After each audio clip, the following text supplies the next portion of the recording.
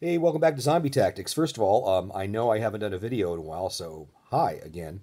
Wanted to do a video today because a couple of things have been driving me nuts, or a couple of types of people, actually more than two drive me nuts, but I'm going to focus on a couple of them today, having to do with firearms training. And there's two sort of polar opposites if I put my hand on the screen in the right way. You know, one end and the other end of the spectrum that goes something like this. You have on one end of the spectrum some people who sort of imply that if you haven't done like a handgun or a rifle or a shotgun training every month for the last 5 years of your life, that you are woefully underprepared to even deal with the most minimal of self-defense incident regarding a firearm. Clearly, that's not true. Clearly, we know that the vast majority of incidents that you find yourself in, if you ever find yourself in an incident where you're a victim of violent crime, they are not going to involve you being attacked by a Colombian cartel hit squad. That's just not going to be what you need in the way of skills to survive, and more than survive, to succeed, to actually come out of that unscathed, because actually that's sort of the goal, right? To whatever happens, you come out ideally uninjured, and if you are injured, that it's not a serious injury or death. And the same goes for anybody that's in your circle of responsibility, your friends, your family, people that you like, that you love, that are within your sphere of care. So clearly that's not true. We understand that's not true. We understand that that's not true, partly because if we take a look at all the criminal incidents that happen in a year and the cases where people have defended themselves with firearms, people do, in fact, defend themselves with firearms quite often with fairly minimal training, sometimes no training at all. And I'm going to dive into that in a little bit, having to do with the other end of the spectrum that drives me nuts. But I just want to be on record as saying, as somebody who does a lot of training, and who does a lot of training that's far beyond what probably most people would ever quote unquote need, that you have to acknowledge that. Not everybody needs the high risk operator, platoon level team tactics training, for the end of the world, in order to be able to defend themselves and their family with a firearm, most notably a handgun in most cases. So let's just put that on the table and say that. But this other end of the spectrum drives me crazy also. And it's this kind of spectrum, and I'm going to do an impersonation here. You'll probably recognize the person if I do it at all. And I just want to say that this is not meant to be disrespectful. Imitation is the sincerest form of flattery, and people are sometimes thoughtful and intelligent, and they do their best to know what's going on, but they can also be wrong. And the position goes something like this. Well, thousands of little old ladies every year, every day, defend themselves with firearms, and they don't have any training at all. So you don't need any either. And what drives me crazy about that position is it's a case of, first of all, radical hyperbole. There are not thousands of little old ladies every day with no training defending themselves with firearms and being successful. That's just not the case. What we do know is that thousands of times per year, lots of people, maybe even a majority, a slim majority, but a majority nonetheless, with very little training or very little practice, do in fact defend themselves with firearms. But try this on for logic, to just kind of use this as an analogy. Well, millions of times, hundreds of millions of times every day, people get in automobiles and they successfully complete their journey without any kind of an accident or anything at all. So you don't need a seatbelt, you don't need an airbag, and anybody who tells you do is just doing it for advertising purposes. You notice how that kind of logic doesn't really work? And it doesn't work because, yeah, we know millions, hundreds of millions, in fact, of people every day get in their car, drive to work, drive to the store, do all kinds of things, and they don't get in any kind of an accident at all. Yet, almost everybody wears their seatbelt because they understand that it's a good idea to do so. And almost everybody that has a recent model car has an airbag system in it and wants that airbag system to be operable, because we realize that it isn't how many times people do something successful that counts. It's how many times there is a failure of some kind, that accident happens. That's the case that we're worried about. So the reason why we put seatbelts in cars, the reason why we put airbags in cars, is because we could have an accident, and that accident could be something that could threaten our life absent that airbag and that seatbelt, and it gives us a better chance of survival. That's why we do that, even though seatbelts and airbags cost money, and they cost money that we maybe would want to use on something else. It's a case of the qualified risk being the thing that validates what we're doing. So in the case of the thousands of little old ladies every day that save their lives with guns without any training, first of all, it's not true. It's not thousands of little old ladies. It's not even thousands of people every day that do that without any training. If you look into the statistics, however, you'll also find this. Among those thousands of cases per year, and it may be quite a few, it may be in some cases thousands per day, you'll find that in most of those incidents, I want to say that word correctly, people are successful because the situation is one which does not require any skill with a firearm. It doesn't require the firearm to even be fired. All it requires is that someone produces a firearm, or in many cases, threatens to produce a firearm. And the criminal, the rapist, the murderer, whoever goes, oh crap, I don't want any of that. There's a gun involved. I thought you were a soft target. You're not a soft target. I'm out of here.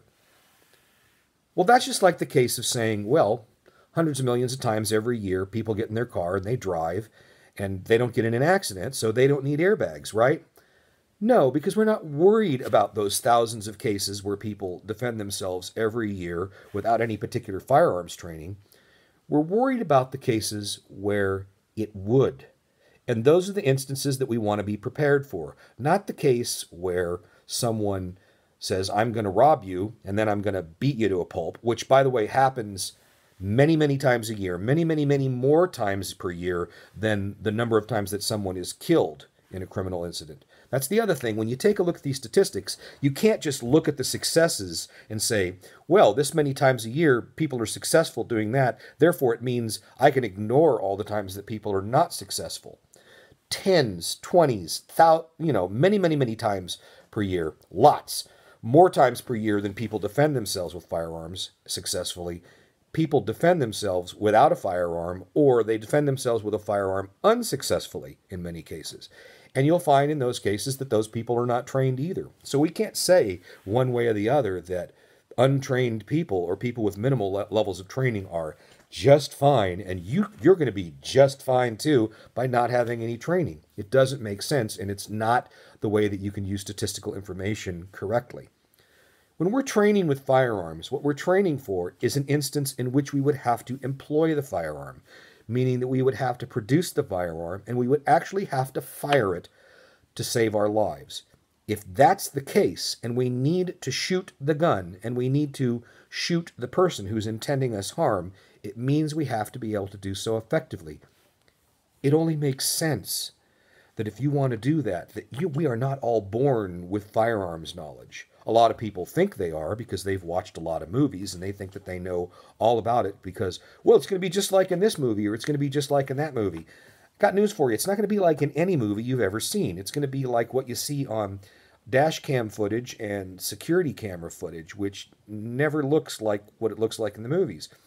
If you have to shoot somebody to stop them from doing something right now that is going to put great bodily harm upon you or someone you care about, you need to be able to put those rounds where they belong. Now, if you're going to say that no training at all is fine, or really, really minimal training, just maybe practicing now and then with a box full of ammunition is just fine, then you have to produce some evidence that shows that that's what's going to work well. Not in the cases where you just show a gun and the person runs off, but in the cases where you need to fire a gun, where you need to shoot somebody to stop them right now from what they're doing. And what you'll find in those cases when we take a look at police, which are admittedly, every study shows that police are undertrained, and they probably do far more training than that supposed little old lady who never trains with firearms. Police routinely blow it.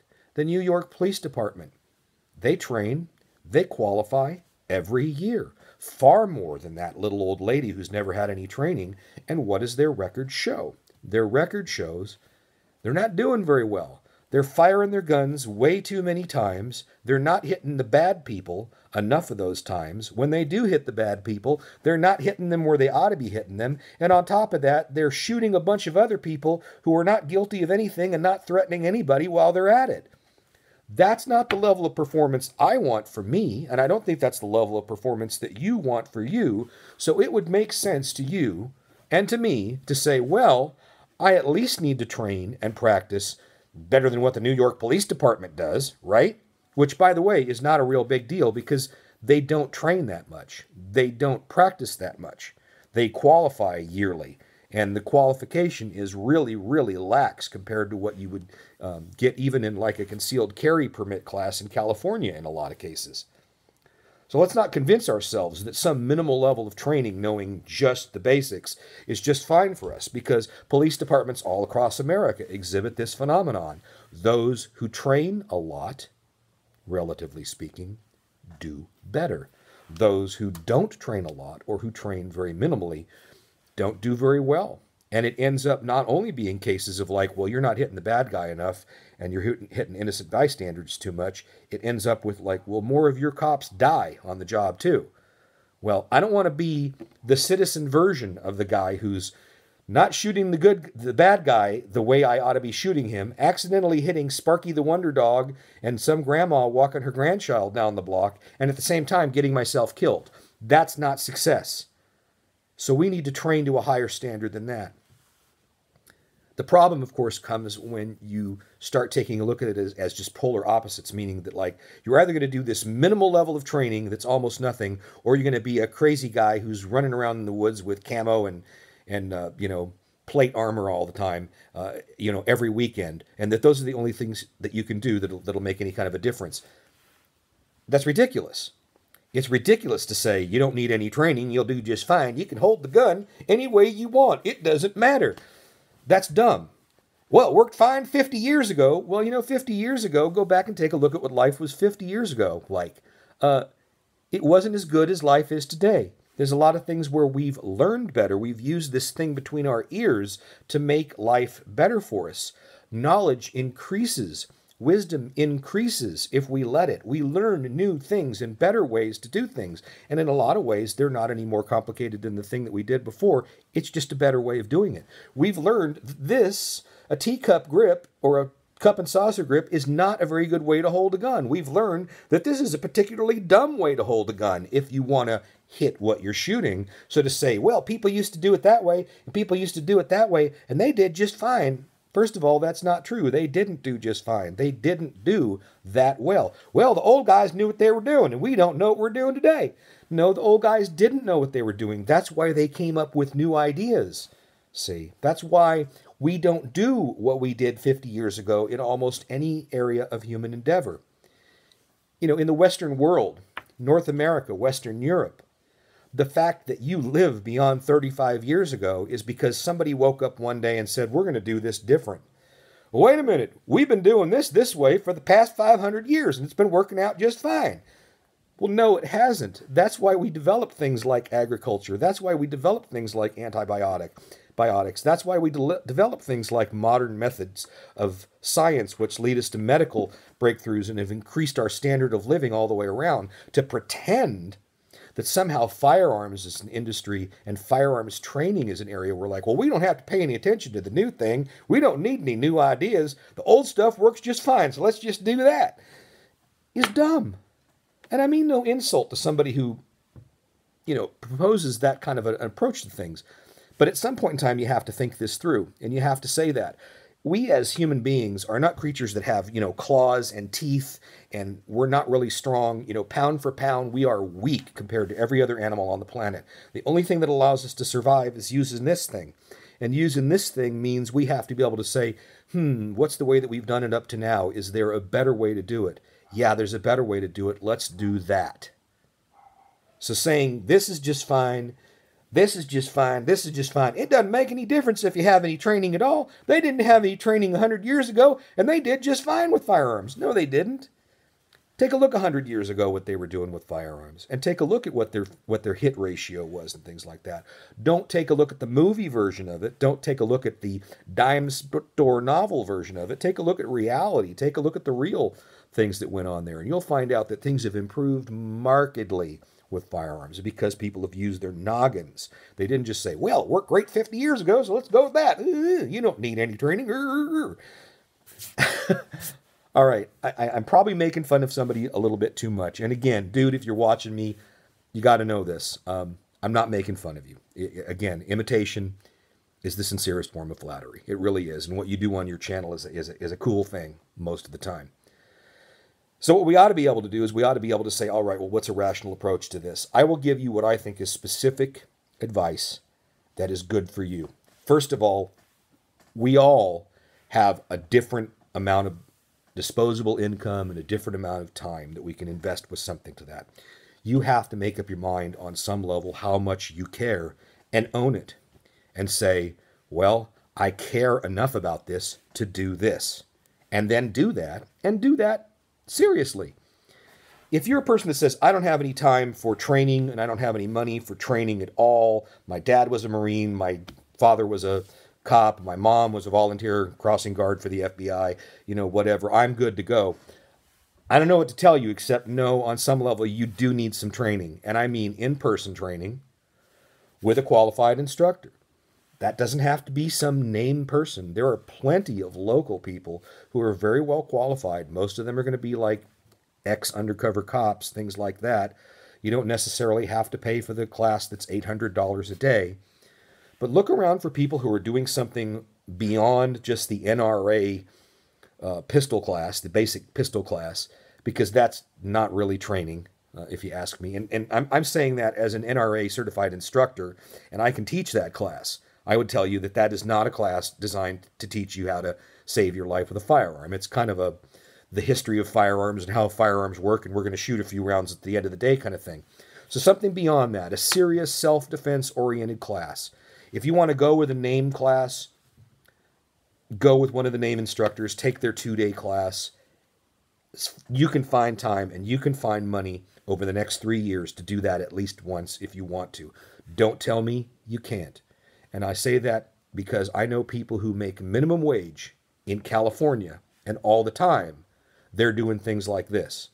Well, I saved up money, and, well, how long did you save up money? Oh, for about 3-4 months. Okay, great. What are you going to do over the weekend? I'm going to do this, this, and this.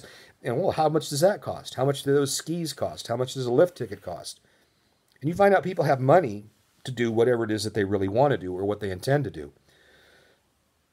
So that's not really an excuse. You don't got to go to a class a week. You don't got to have to go to a class a month. You don't have to be a crazy person like me who, for a couple of years there, I went to an average of a class every month for about 3 years.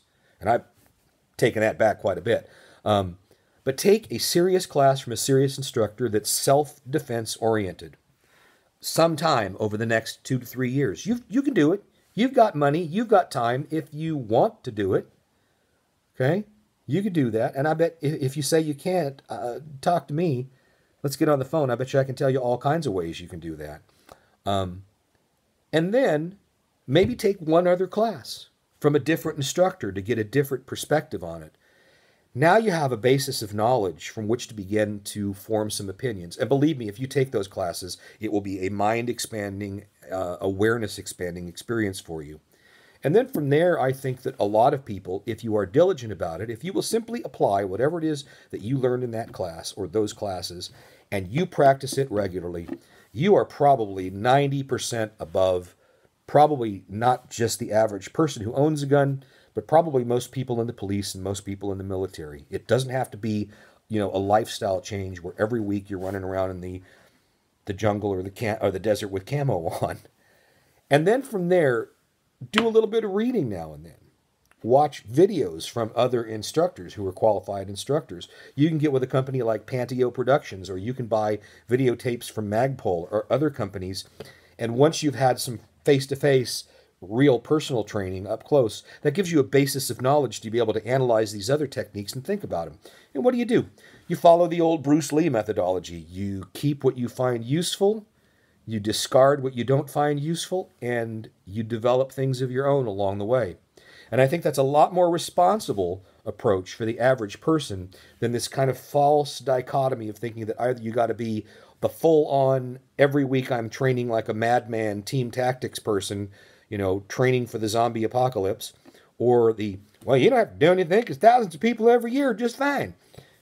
Those polar opposites are really both things where most of us don't live. We can kind of come together somewhere in the middle here and figure out what's going to work for us. But the idea that we shouldn't train at all, or that we have to be training every single damn minute of our life in order to be able to defend ourselves with a firearm, is just plain silly.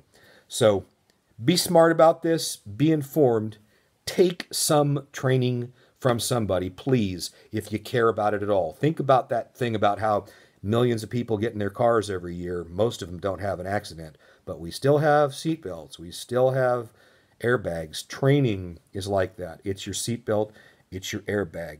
It doesn't need to be a lifestyle change, but it is something that you should, on whatever level you can, pursue seriously.